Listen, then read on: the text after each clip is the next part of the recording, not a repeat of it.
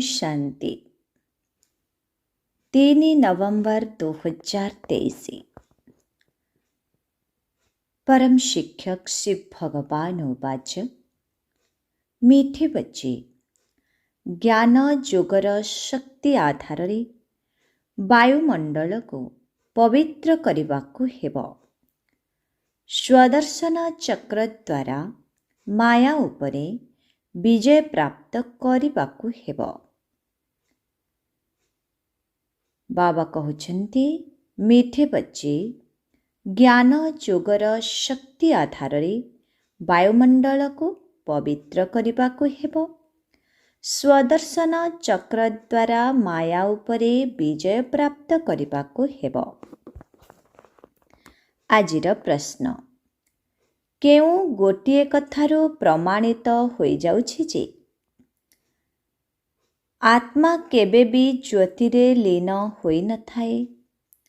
केउ गोटिए कथारू प्रमाणित होई जाउछि जे आत्मा केबे भी ज्योति रे लीन होई न थाए। उत्तर, कथारे कहि थांती, जहा पूर्वरु होइथिला ताहा ही हेउछि। तेबे निश्चित भावरे आत्मा निजर अभिनयर पुनरावृत्ति करुछि। जदि ज्योति ज्योति रे लीन होइजिबो, तेबे अभिनय मध्य समाप्त होइजिबो। तेबे अनादि ड्रामा बोली कहिबा मध्य भूल होइजिबो। आत्मा गोटिए पुरुणा शरीर छाड़ी अन्य एक नुआ शरीर नहीं थाए, लीन होई न थाए। आजिर गीत, ओ दूर के मुसाफिर। ओ दूर के मुसाफिर, हमको भी साथ ले ले, हमको भी साथ ले ले, हम रह गए अकेले। ओ दूर के मुसाफिर।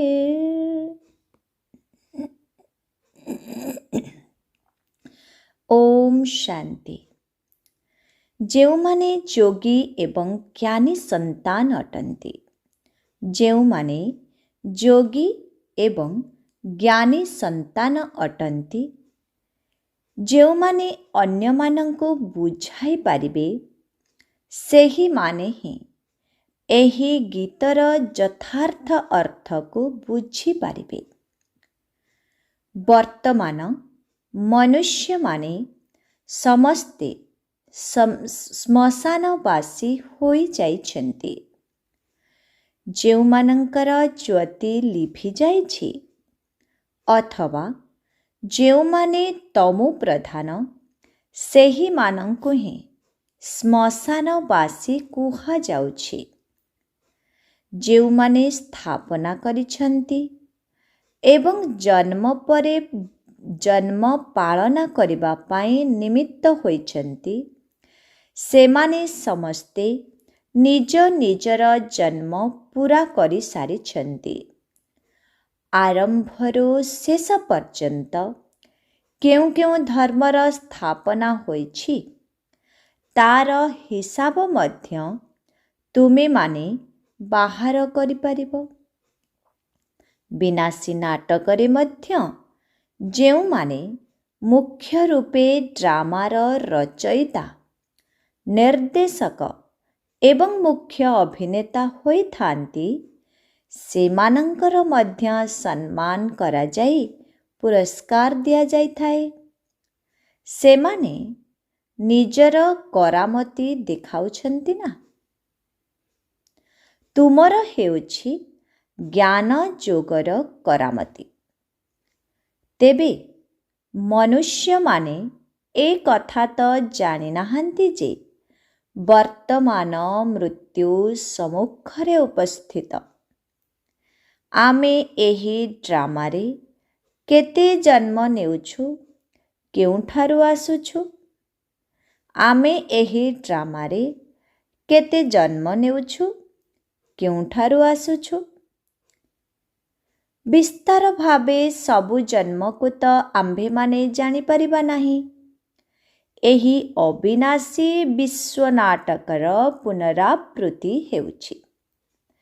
ତୁମେମାନେ ଜାଣିଛ ଯେ ଏହି ଲକ୍ଷ୍ମୀ ନାରାୟଣ 84 ଜନ୍ମ ନେଇଛନ୍ତି। ତେବେ ନିଶ୍ଚିତ ଭାବରେ ଏମାନେ ପୁନଃ ରାଜା ରାଣୀ ହେବେ। ଲକ୍ଷ୍ମୀ ନାରାୟଣଙ୍କ ଚରିତ୍ରକୁ ମଧ୍ୟ ତୁମେମାନେ ଜାଣିଛ। ପ୍ରତ୍ୟକ୍ଷ ରୂପରେ ବାବା ଏହାର ସାକ୍ଷାତକାର ମଧ୍ୟ କରାଉଛନ୍ତି। ଭକ୍ତି ମାର୍ଗରେ ମଧ୍ୟ ସାକ୍ଷାତକାର ହୋଇଥାଏ। ଭକ୍ତମାନେ ଯେଉଁ ଦେବୀ ଦେବତାମାନଙ୍କର ଧ୍ୟାନ କରିଥାନ୍ତି ସେହିମାନଙ୍କର ହିଁ ସାକ୍ଷାତକାର ହୋଇଥାଏ।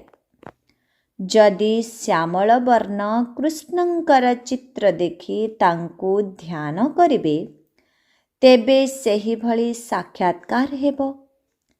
କିନ୍ତୁ କୃଷ୍ଣ ତ ସେପରି ଶ୍ୟାମଳ ନୁହନ୍ତି। ମନୁଷ୍ୟମାନଙ୍କ ପାଖରେ ଏହି କଥାର କୌଣସି ଜ୍ଞାନ ନାହିଁ। ବର୍ତ୍ତମାନ ତୁମେମାନେ ବାସ୍ତବରେ ସବୁ କଥାକୁ ଜାଣୁଛ। ସୂକ୍ଷ୍ମ ଲୋକର ଏବଂ ବୈକୁଣ୍ଠର ମଧ୍ୟ ତୁମେ ସାକ୍ଷାତକାର କରୁଛ। ତୁମେ ଆତ୍ମା ଏବଂ ପରମାତ୍ମାଙ୍କର ଜ୍ଞାନକୁ ଜାଣିଛ। ତୁମକୁ ଆତ୍ମାର ସାକ୍ଷାତକାର ମଧ୍ୟ ହୋଇଛି। ବାବା କହୁଛନ୍ତି ତୁମେ ଆତ୍ମା ଏବଂ ପରମାତ୍ମାଙ୍କର ଜ୍ଞାନ ମଧ୍ୟ ଜ୍ଞାନକୁ ଜାଣିଛ। ତୁମକୁ ଆତ୍ମାର ସାକ୍ଷାତକାର ମଧ୍ୟ ହୋଇଛି। ଏଠାରେ ତୁମେମାନେ ଯେଉଁ ସବୁ ସାକ୍ଷାତକାର କରୁଛ ତାର ଜ୍ଞାନ ମଧ୍ୟ ତୁମ ପାଖରେ ଅଛି। ଭକ୍ତମାନଙ୍କୁ ଯଦିଓ ଆତ୍ମାର ସାକ୍ଷାତକାର ହେଉଛି କିନ୍ତୁ ସେମାନଙ୍କ ପାଖରେ ଏହାର ଜ୍ଞାନ ନାହିଁ। ସେମାନେ ତ ଆତ୍ମା ହିଁ ପରମାତ୍ମା ବୋଲି କହିଦେଉଛନ୍ତି। ବାସ୍ତବରେ ଆତ୍ମା ତାରକା ଅଟେ। ପ୍ରାୟତଃ ଏହିଭଳି ଦର୍ଶାଇଥାନ୍ତି ଯେତେ ମନୁଷ୍ୟ ସେତେ ଆତ୍ମା ଅଛନ୍ତି। ମନୁଷ୍ୟ ଶରୀର ତ ସ୍ଥୂଳ ନେତ୍ର ଦ୍ୱାରା ଦେଖି ହୋଇଥାଏ କିନ୍ତୁ ଆତ୍ମାକୁ କେବଳ ଦିବ୍ୟ ଦୃଷ୍ଟି ଦ୍ୱାରା ଦେଖିବା ସମ୍ଭବ ହୋଇଥାଏ। ମନୁଷ୍ୟମାନଙ୍କର ରଙ୍ଗ ରୂପ ଭିନ୍ନ ଭିନ୍ନ ପ୍ରକାରର ହୋଇଥାଏ କିନ୍ତୁ ଆତ୍ମାମାନେ ଭିନ୍ନ ଭିନ୍ନ ରଙ୍ଗ ରୂପର ହୋଇନଥାନ୍ତି। ସମସ୍ତେ ଦେଖିବାକୁ ଏକାଭଳି ହୋଇଥାନ୍ତି। କେବଳ ପ୍ରତ୍ୟେକ ଆତ୍ମାର ଅଭିନୟ ଭିନ୍ନ ଭିନ୍ନ ହୋଇଥାଏ। ମନୁଷ୍ୟ ଶରୀର ଯେପରି ଛୋଟ ବଡ଼ ହୋଇଥାଏ ଆତ୍ମା ସେଭଳି ଛୋଟ ବଡ଼ ହୋଇନଥାଏ। ଆତ୍ମାର ଆକାର ଗୋଟିଏ ପ୍ରକାରର ହୋଇଥାଏ। ଯଦି ଆତ୍ମା ଜ୍ୟୋତିରେ ଲୀନ ହୋଇଯିବ ତେବେ ଅଭିନୟ ପୁନରାବୃତ୍ତି କିପରି କରିବ? ଗାୟନର ମଧ୍ୟ ରହିଛି ନା, ଯାହା ପୂର୍ବରୁ ପ୍ରସ୍ତୁତ ହୋଇଛି ତାହା ହିଁ ହେଉଛି। ବର୍ତ୍ତମାନ ଆମେ ଭବିଷ୍ୟତ ପାଇଁ ପୁରୁଷାର୍ଥ କରୁଛୁ। ଦେବତା ତ ନିଶ୍ଚିତ ହେବା କିନ୍ତୁ କେଉଁ ପଦର ଅଧିକାରୀ ହେବା ସେଥିପାଇଁ ପୁରୁଷାର୍ଥ କରିବାକୁ ହେବ। ଏ କଥା ତୁମେମାନେ ଜାଣିଛ। ମଶା ସଦୃଶ ଆତ୍ମାମାନେ ଘରକୁ ଫେରିଯିବେ। ମଶାମାନଙ୍କୁ ତ ଏହି ଆଖି ଦ୍ୱାରା ଦେଖି ହୋଇଥାଏ କିନ୍ତୁ ଆତ୍ମାକୁ ଦିବ୍ୟ ଦୃଷ୍ଟି ବିନା ଦେଖାଯାଇପାରିବ ନାହିଁ। ସତ୍ୟ ଯୁଗରେ ତ ଆତ୍ମାର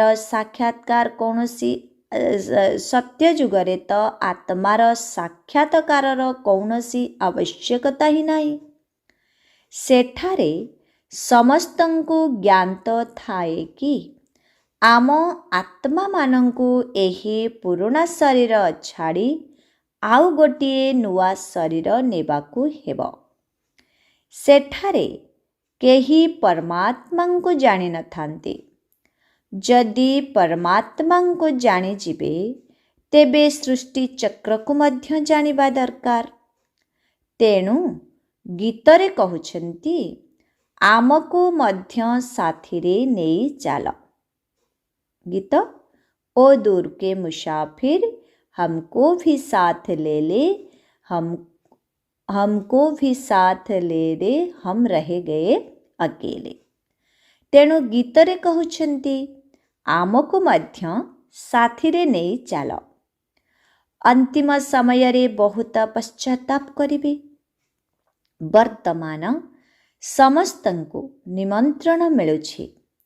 निमंत्रण देबा पाई केते योजना प्रस्तुत हेउछि। समस्ते तो शांति शांति बोली कहउछंती, किंतु शांतिर अर्थ को केही भी जानी नाहंती। शांति किपरि स्थापना हेउछि से कथा तुमे माने ही जानिछ। जेपरि घणारे सोरिष पेशा जाई थाए, सेहीपरि समस्तंकर शरीर विनाश समय रे समाप्त होई जिव। आत्मार विनाश हेब नाही। आत्मा घर को प्रत्यावर्तन करिबो। एहीपरि लेखा जाइछि जे आत्मा माने मशा सदृश फेरी जिबे। एपरि तो कुहा जीव नाही जे सबु परमात्मा फेरी जिबे, सबु परमात्मा माने फेरी जिबे। मनुष्य माने किछि हेले भी बुझु नाहंती। आत्मा एवं परमात्मा भितरे कौन प्रभेद रहिछि ए कथा मध्य जानी नाहंती। कहउछंती आमे समस्ते भाई भाई अटो। तेबे भाई भाई होई स्नेहरे रहिबा दरकार ना। सेमाने ए कथा जाने नाहंती जे सत्य जुगरे भाई भाई अथवा भाई भौणी समस्ते परस्पर स्नेह आदररे रहिबे। सेठारे मतभेदर कौनसी कथा रहिबो नाही। एठारे देख संगे संगे मिलिमिशि चलुछंती, पुणी संगे संगे मतभेदरे आसी जाउछंती। गोटिए पटे कहउछंती चीन हिंदू भाई भाई, पुणी तांकर कुश पुतलिका तियारी करी निया लगाउछंती। तेबे शारीरिक रूपे भाई भाई भाबुथिबा आत्मांग अवस्था को देख। किंतु एमाने आत्मिक संबंध को तो जानी नाहंती। तुमको तो बाबा बुझाउछंती निज को आत्मा निश्चय कर। देह अभिमान रे बांधी हुओ नाही। केही केही पुणी देह अभिमान रे बांधी होई जाउछंती। बाबा कहउछंती देह सहित देहर समस्त संबंध को भूल। एही घर आदि सबु भूली जाओ। वास्तवरे तुमे परम धाम निवासी अट।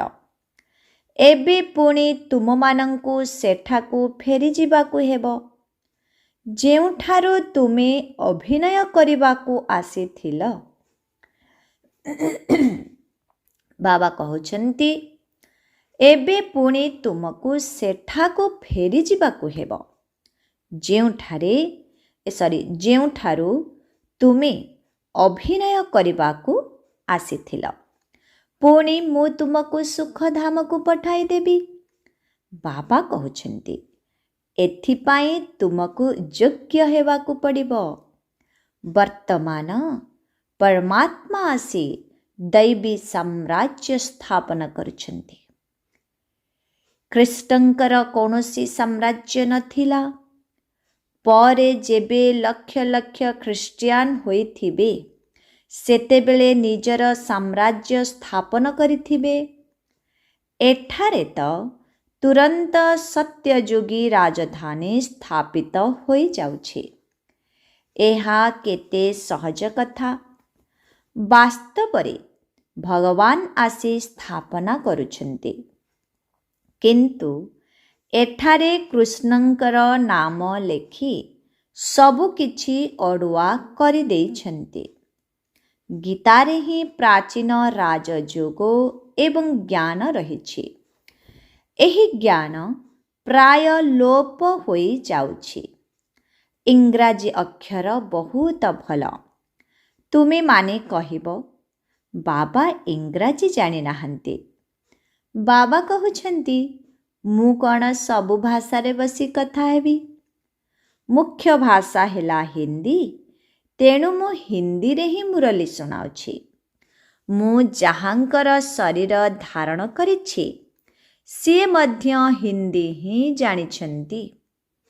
ତେଣୁ ଯାହା ଏହାଙ୍କର ଭାଷା ଅର୍ଥାତ୍ ବ୍ରହ୍ମାଙ୍କର ଭାଷା, ମୁଁ ସେହି ଭାଷାରେ କହୁଛି। ତେଣୁ ମୁଁ ଆଉ କୌଣସି ଭାଷାରେ ପଢ଼ାଇବି ନାହିଁ। ଯଦି ମୁଁ ଫ୍ରାନ୍ସ ଭାଷା କହିବି, ତେବେ ଇଏ କିପରି ବୁଝିବେ? ବ୍ରହ୍ମାଙ୍କ କଥା ହିଁ ମୁଖ୍ୟ। ଇଏ ତ ପ୍ରଥମେ ବୁଝିବା ଦରକାର ନା। ମୁଁ ତ ଆଉ କାହାର ଶରୀର ଧାରଣ କରିପାରିବି ନାହିଁ। ଗୀତରେ ମଧ୍ୟ କହୁଛନ୍ତି ଯେ, ମୋତେ ଏଠାରୁ ନେଇଚାଲ, କାହିଁକି ନା ବାବା ଏବଂ ବାବାଙ୍କର ଘର ବିଷୟରେ ତ କେହି ବି ଜାଣିନାହାନ୍ତି। କେବଳ କାହାଣୀ କହୁଛନ୍ତି। ଅନେକ ମନୁଷ୍ୟଙ୍କର ଅନେକ ମତ ରହିଛି, ସେଥିପାଇଁ ସବୁ ଅଡ଼ୁଆ ହୋଇଯାଇଛି। ଦେଖ, ବାବା କିପରି ବସିଛନ୍ତି। ଏହି ଚରଣ କାହାର? ଏହି ଚରଣ ତ ମୋର ଅଟେ, କିନ୍ତୁ ମୁଁ ଏହାକୁ ଧାର ସୂତ୍ରରେ ଦେଇଛି। ଶିବ ବାବା ଏହି ଶରୀରକୁ ଅସ୍ଥାୟୀ ଭାବେ ବ୍ୟବହାର କରୁଛନ୍ତି। ବାସ୍ତବରେ ଏହି ଚରଣ ତ ମୋର ଅଟେ ନା। ଶିବଙ୍କର ମନ୍ଦିରରେ ଚରଣ ରଖିନଥାନ୍ତି। ଚରଣ କୃଷ୍ଣଙ୍କର ରଖିଥାନ୍ତି। ଶିବ ତ ସର୍ବୋଚ୍ଚ ଅଟନ୍ତି। ତାଙ୍କର ଚରଣ କେଉଁଠାରୁ ଆସିଲା? ହଁ, ଶିବ ବାବା ଧାର ସୂତ୍ରରେ ନେଇଛନ୍ତି। କିନ୍ତୁ ଏହି ଚରଣ ତ ବ୍ରହ୍ମାଙ୍କର ଅଟେ। ମନ୍ଦିରରେ ବଳଦ ଥିବାର ଦର୍ଶାଇଛନ୍ତି, କିନ୍ତୁ ଏହି ବଳଦ ଉପରେ ସବାରି କିପରି କରିବେ? ବଳଦ ଉପରେ ଶିବ ବାବା କିପରି ଚଢ଼ିବେ? ଶାଳଗ୍ରାମ ବା ଆତ୍ମା ମନୁଷ୍ୟ ଶରୀର ଉପରେ ସବାରି କରିଥାଏ। ବାବା କହୁଛନ୍ତି, ମୁଁ ତୁମମାନଙ୍କୁ ଯେଉଁ ଜ୍ଞାନ ଶୁଣାଇଥିଲି, ତାହା ପ୍ରାୟ ଲୋପ ହୋଇଯାଇଛି। କେବଳ ଅଟାରେ ଲୁଣ ପରିମାଣର ଜ୍ଞାନ ରହିଛି। ଏହି କଥା କେହି ବି ବୁଝିପାରିବେ ନାହିଁ। ମୁଁ ହିଁ ଆସି ଏହାର ସମସ୍ତ ସାରାଂଶ ବୁଝାଉଛି। ମୁଁ ହିଁ ତୁମମାନଙ୍କୁ ଶ୍ରୀମତ ଦେଇ ସୃଷ୍ଟିଚକ୍ରର ରହସ୍ୟ ବୁଝାଇଥିଲି। ଦୁନିଆରେ ପୁଣି ଦେବତାମାନଙ୍କୁ ସ୍ୱଦର୍ଶନ ଚକ୍ରଧାରୀ ବୋଲି କହୁଛନ୍ତି, କିନ୍ତୁ ଦେବତାମାନଙ୍କ ପାଖରେ ତ ଜ୍ଞାନ ନାହିଁ। ଏସବୁ ହେଲା ଜ୍ଞାନର କଥା। ଆତ୍ମାକୁ ସୃଷ୍ଟିଚକ୍ରର ଜ୍ଞାନ ମିଳୁଛି, ଯାହାଦ୍ୱାରା ଆତ୍ମା ମାୟା ଉପରେ ବିଜୟ ପ୍ରାପ୍ତ କରୁଛି। ସେମାନେ ପୁଣି ସ୍ୱଦର୍ଶନ ଚକ୍ରକୁ ଅସୁରମାନଙ୍କ ପ୍ରତି ପ୍ରୟୋଗ ହୋଇଥିବାର ଦେଖାଉଛନ୍ତି। ଏହି ସ୍ୱଦର୍ଶନ ଚକ୍ର ଦ୍ୱାରା ତୁମେ ମାୟା ଉପରେ ବିଜୟ ପ୍ରାପ୍ତ କରୁଛ। କେଉଁ କଥାକୁ କେଉଁ ଆଡ଼େ ନେଇଯାଇଛନ୍ତି। ତୁମମାନଙ୍କ ଭିତରୁ କେହି ଅନନ୍ୟ ସନ୍ତାନ ଏହି କଥାକୁ ଧାରଣ କରି ବୁଝାଇ ପାରିବେ। ଏହି ଜ୍ଞାନ ବହୁତ ଉଚ୍ଚ, କିନ୍ତୁ ଧାରଣା କରିବା ପାଇଁ ସମୟ ଲାଗିଥାଏ। ଅନ୍ତିମ ସମୟରେ ତୁମମାନଙ୍କ ପାଖରେ ଜ୍ଞାନ ଏବଂ ଯୋଗର ଶକ୍ତି ଭରପୁର ହୋଇ ରହିବ। ଏହା ଡ୍ରାମାରେ ନିର୍ଦ୍ଧାରିତ ଅଛି। ଦୁନିଆର ଆତ୍ମାମାନଙ୍କର ବୁଦ୍ଧି ମଧ୍ୟ ଦିନକୁ ଦିନ ଶିଥିଳ ହୋଇଯିବ। ତୁମେମାନେ ବାୟୁମଣ୍ଡଳକୁ ଶୁଦ୍ଧ କରୁଛ। ଏହା କେତେ ଗୁପ୍ତ ଜ୍ଞାନ ଅଟେ। ଲେଖାଯାଇଛି, ଅଜାମିଳ ପରି ପାପୀକୁ ଉଦ୍ଧାର କଲେ, କିନ୍ତୁ ଏହାର ଅର୍ଥକୁ ବୁଝୁନାହାନ୍ତି। ସେମାନେ ଭାବୁଛନ୍ତି ଯେ ଜ୍ୟୋତି ଜ୍ୟୋତିରେ ମିଶିଗଲେ, ସାଗରରେ ଲୀନ ହୋଇଗଲେ, ପଞ୍ଚୁ ପାଣ୍ଡବ ହିମାଳୟରେ ତଳକୁ ଖସି ପଡ଼ିଲେ, ପ୍ରଳୟ ହୋଇଗଲା। ଗୋଟିଏ ପଟେ ଦେଖାଉଛନ୍ତି ସେମାନେ ରାଜଯୋଗ ଶିଖିଲେ, ଅନ୍ୟପଟେ ପ୍ରଳୟ ଦର୍ଶାଇଛନ୍ତି। ପୁଣି ଦେଖାଇଛନ୍ତି କୃଷ୍ଣ ଆଙ୍ଗୁଠି ଚୁଚୁମି ଚୁଚୁମି ଅଶ୍ୱତ୍ଥ ପତ୍ରରେ ଭାସି ଭାସି ଆସିଲେ। ଏହାର ମଧ୍ୟ ଅର୍ଥକୁ ବୁଝୁନାହାନ୍ତି। ସିଏ ତ ଗର୍ଭମହଲରେ ଥିଲେ। ପିଲାମାନେ ଆଙ୍ଗୁଳିକୁ ଚୁଚୁମିଥାନ୍ତି। କେଉଁ କଥାକୁ କେଉଁଠି ଲେଖିଦେଇଛନ୍ତି। ମନୁଷ୍ୟମାନେ ତ ଯାହା କିଛି ଶୁଣୁଛନ୍ତି ସବୁ ସତ୍ୟ ସତ୍ୟ ବୋଲି କହୁଛନ୍ତି। ସତ୍ୟ ଯୁଗକୁ କେହି ଜାଣିନାହାନ୍ତି। ଯେଉଁ ଜିନିଷ ନଥାଏ ତାକୁ ମିଛ ବୋଲି କୁହାଯାଇଥାଏ। ଯେପରି କହୁଛନ୍ତି ଯେ ପରମାତ୍ମାଙ୍କର ନାମ ରୂପ ନାହିଁ, କିନ୍ତୁ ତାଙ୍କର ପୂଜା ତ କରୁଛନ୍ତି। ପରମାତ୍ମା ଅତି ସୂକ୍ଷ୍ମ ଅଟନ୍ତି। ତାଙ୍କ ଭଳି ସୂକ୍ଷ୍ମ ଆଉ କିଛି ନାହିଁ। ଏକଦମ ବିନ୍ଦୁ ଅଟନ୍ତି। ସିଏ ସୂକ୍ଷ୍ମ ହୋଇଥିବା କାରଣରୁ କେହି ତାଙ୍କୁ ଜାଣିନାହାନ୍ତି। ଯଦିଓ ଆକାଶକୁ ମଧ୍ୟ ସୂକ୍ଷ୍ମ କୁହାଯାଉଛି, କିନ୍ତୁ ଆକାଶ ତ ଶୂନ୍ୟ ଅଟେ। ଏଠାରେ ପାଞ୍ଚ ତତ୍ତ୍ୱ ରହିଛି। ପାଞ୍ଚ ତତ୍ତ୍ୱର ଶରୀରରେ ଆସି ବାବା ପ୍ରବେଶ କରୁଛନ୍ତି। ତେଣୁ ବାବା କେତେ ସୂକ୍ଷ୍ମ ଅଟନ୍ତି। ଏକଦମ ବିନ୍ଦୁ। ତାରା କେତେ ଛୋଟ ଦେଖାଯାଇଥାଏ। ତାରକା ପରମାତ୍ମା ବ୍ରହ୍ମାଙ୍କ ଭ୍ରୁକୁଟିରେ ଆସୀନ ହେଲେ ତ କଥା କହିବେ। ଏହା କେତେ ସୂକ୍ଷ୍ମ କଥା। ଏହି କଥାକୁ ମୋଟା ବୁଦ୍ଧିଆ ଆତ୍ମାମାନେ ଟିକିଏ ବି ବୁଝିପାରିବେ ନାହିଁ। ବାବା କେତେ ଭଲ ଭଲ କଥା ବୁଝାଉଛନ୍ତି। ଡ୍ରାମା ଅନୁସାରେ କଳ୍ପ ପୂର୍ବରୁ ଯେଉଁ ଅଭିନୟ କରିଥିଲେ ତାହା ହିଁ କରୁଛନ୍ତି।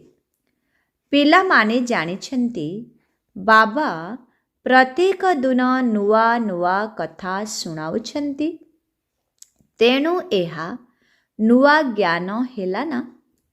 ତେଣୁ ପ୍ରତ୍ୟେକ ଦିନ ପାଠ ପଢ଼ିବାକୁ ହେବ।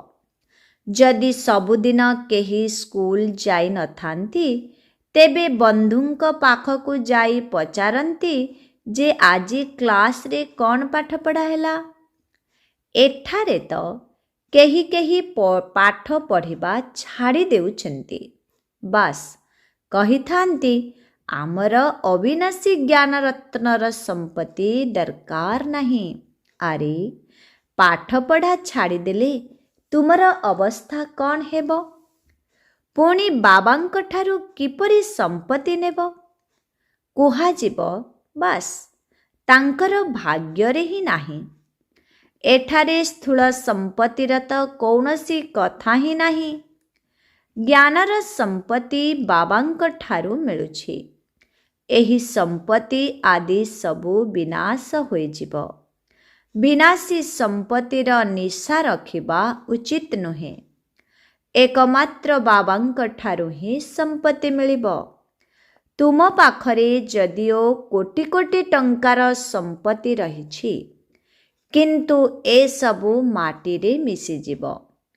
ଏସବୁ ବର୍ତ୍ତମାନ ସମୟର କଥା। ଏ କଥା ମଧ୍ୟ ଲିଖିତ ଅଛି ଯେ କାହାର ମାଟି ତଳେ ଦବି ରହିବ, କାହାର ନିଆଁରେ ଜଳିଯିବ। ଏହା ବର୍ତ୍ତମାନ ସମୟର କଥା। ଅନ୍ତିମ ସମୟରେ ଏହିଭଳି ହେବ। ବିନାଶ ତ ନିଶ୍ଚିତ ହେବ। ବିନାଶ ପରେ ପୁଣି ସ୍ଥାପନା ହେବ। ବର୍ତ୍ତମାନ ବାବା ସ୍ଥାପନା କରୁଛନ୍ତି। ସ୍ୱର୍ଗ ଆମର ରାଜଧାନୀ ଅଟେ। ତୁମେ ଆତ୍ମାମାନଙ୍କ ପାଇଁ ତୁମେ ଅନ୍ୟମାନଙ୍କ ପାଇଁ କିଛି କରୁନାହଁ। ଯାହା କିଛି କରୁଛ ନିଜ ପାଇଁ କରୁଛ। ଯିଏ ଶ୍ରୀମତକୁ ପାଳନ କରିବ ସିଏ ମାଲିକ ହେବ। ତୁମେମାନେ ତ ନୂଆ ବିଶ୍ୱରେ ନୂଆ ଭାରତର ମାଲିକ ହେଉଛ। ନୂଆ ବିଶ୍ୱ ଅର୍ଥାତ୍ ସତ୍ୟ ଯୁଗର ତୁମେ ମାଲିକ ଥିଲ। ବର୍ତ୍ତମାନ ତ ପୁରୁଣା ଯୁଗ, ପୁଣି ତୁମେ ନୂଆ ଦୁନିଆ ପାଇଁ ପୁରୁଷାର୍ଥ କରୁଛ। ବୁଝିବା ନିମନ୍ତେ ଏହା କେତେ ସୁନ୍ଦର କଥା। ଏଠାରେ ଆତ୍ମା ଏବଂ ପରମାତ୍ମାଙ୍କର ଜ୍ଞାନ ଦିଆଯିବା ସହିତ ଆତ୍ମାନୁଭୂତି କରାଯାଉଛି। ଆତ୍ମାର ପିତା କିଏ? ବାବା କହୁଛନ୍ତି, ମୁଁ ଆତ୍ମାମାନଙ୍କୁ ଶିଖାଇବା ପାଇଁ ଆସୁଛି। ଏବେ ତୁମେମାନେ ପିତାଙ୍କ ଦ୍ୱାରା ହିଁ ପିତାଙ୍କୁ ଅନୁଭବ କରୁଛ। ବାବା ବୁଝାଉଛନ୍ତି, ତୁମେମାନେ ମୋର ବହୁତ ଦିନରୁ ଅଲଗା ହୋଇ ପୁଣି ମିଳିଥିବା संतान अट। तो मैं सोच रही हूँ अपने आपको नशा चढ़ाना चाहिए। बाबा कैसे हमको समझा रहे हैं, कैसे हमको अपना बना रहा है। तुम्हें माने मोर बहुत दिनरू अलगा होई पुणी मिलिथिबा संतान अट। तुमे गोटिए कल्प परे पुनर्बार आसी मिशुछ संपत्ति नेबा पाई। तेणु तुमे माने पुरुषार्थ करिबा दरकार ना, नचेत बहुत पश्चाताप करिब, दंड भोग करिबा को पड़िब। जेउ माने बाबांकर संतान होई पुणी कुकर्म करिथांती सेमानंक कथा न कहिले भल। ड्रामारे देख बाबांकर केते श्रेष्ठ अभिनय रहिछि। सबुकिछि यज्ञरे अर्पण करिदेले। पुणी बाबा कहउछन्ति, मु भविष्यत 21 जन्म पाई प्रतिदान देबे। पूर्वरु तुमे माने परोक्षरे देउथिल, तेणु मु भविष्यत गोटिए जन्म पाई देउथिबि। एबे तुमे माने प्रत्यक्षरे देउछ, भविष्यत 21 जन्म पाई सुनिश्चित करि देउछि। तेबे प्रत्यक्ष एवं परोक्ष भितरे केते फरक रहिछि। सेमाने द्वापर युग कଳି युग पाई भगवानंक पाखरे सुनिश्चित करुछन्ते। तुमे माने सत्य युग त्रेता युग पाई सुनिश्चित करुछ। एबे सबु किछि प्रत्यक्षरे हेउथिबा कारणरू 21 जन्म पाई मिलुअछि। अच्छा, मीठे मीठे शिखिलदे संतान मानंक प्रति मात पिता बाप दादांकर मधुर स्नेह भरा स्मृति एवं सुप्रभात। आत्मिक पितांकर आत्मिक संतान मानंकु नमस्ते। आत्मिक संतान मानंकर आत्मिक पितांकु ओम शांति, गुड मॉर्निंग, नमस्ते। बाप के रूप में नमस्ते, शिक्षक के रूप में नमस्ते, सतगुरु के रूप में नमस्ते, धर्मराज के रूप में नमस्ते, सर्व संबंधों में नमस्ते नमस्ते नमस्ते। शुक्रिया बाबा, शुक्रिया। ओम शांति। धारणा के लिए मुख्य सार 1 नंबर, अविनाशी बाबांक ठारू अविनाशी ज्ञान रत्नर संपत्ति नहीं भाग्यवान हेबाकु पड़िब। एही नुआ ज्ञान नुआ पाठ पढ़ा को नियमित भावरे पढ़िबाकु हेब। वायुमंडल को शुद्ध करिबार सेवा करिबाकु हेब। 2 नंबर भविष्यत 21 जन्म पाए निजर सबुकिछि अर्पण करिदेबाकु हेब। बाबांकर हेबा परे कौनसी भी कुकर्म करिबा उचित नुहे। समझा। आजिर वरदान स्व उन्नतिर यथार्थ चश्मा पिंधि अन्य मानंक पाए उदाहरण स्वरूप हेउथिबा अवहेला पणियारू मुक्त हुआ। विस्तार जेउ पिलामाने निजको केवल विशाल बुद्धिरूपी नजररे चेक करती सेमानंकर चषमा अवहेला पणिया युक्त होइथाए। जेउ पिलामाने निजको केवल विशाल बुद्धिरूपी नजररे चेक करती सेमानंकर चषमा अवहेला पणिया युक्त होइथाए। बाबा कहउचंती जेउ पिलामाने निजको केवल विशाल बुद्धिरूपी नजररे चेक करती सेमानंकर चश्मा अवहेला पणिया युक्त होइथाए। सेमानंकु एही भली देखा जाए जे मु जेतिके भी करिछि बहुत करिछि, मु अमुक अमुक आत्मांक ठारू बहुत भल अटे, अल्प बहुत दुर्बलता तो नामीग्रामी आत्मांक भितरे मध्य रहिछि। किंतु जेउ माने सच्चा दिलर सहित निजको चेक करती सेमानंकर चश्मा यथार्थ स्व उन्नतिर होइथिबा कारणरू सेमाने केवल बाबांको एवं निजको ही देखिथांती। अन्य किए कौन करुछि ताहा देखि न थांती। मोते परिवर्तन हेबार अछि बास एही गोटिए लक्ष्य रे ही रही थांती। सेमाने अन्य मानंक पाए उदाहरण स्वरूप होई जानती। आजिर स्लोगन जदि हद अर्थात सीमा गुड़ी को वंश सहित समाप्त करिदेब तेबे बेहदर राजत्वर निशा लागिजिब। ओम शांति।